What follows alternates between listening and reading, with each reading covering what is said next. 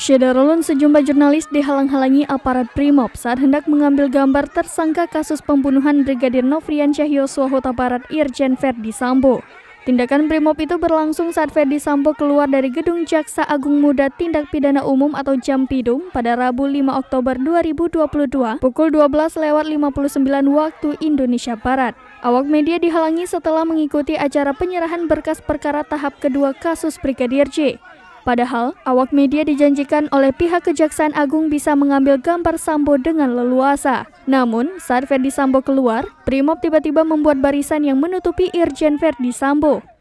Ulah Brimob tersebut membuat awak media yang sudah tertib merasa dibohongi.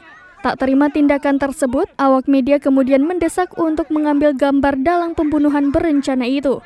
Sempat terjadi aksi saling dorong antara Brimob dan jurnalis. Saat itu, Irjen Verdi Sambo hendak masuk ke kendaraan taktis yang mengantar ia ke Kejaksaan Agung. Sampai di pintu kendaraan, Sambo sempat berhenti dan memperlihatkan wajahnya sejenak di tengah kerumunan aksi saling dorong antara awak media dan anggota Brimob.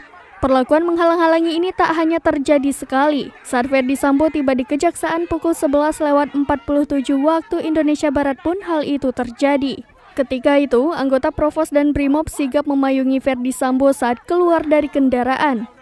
Kekecewaan tersebut diluapkan awak media dengan meneriakan Verdi Sambo bukan lagi jenderal polisi, melainkan tersangka.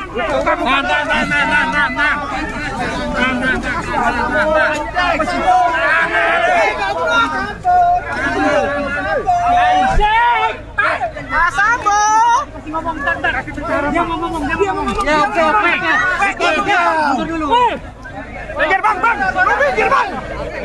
Minggir bang! Minggir dong, minggir! Minggir dong bang! Itu bang!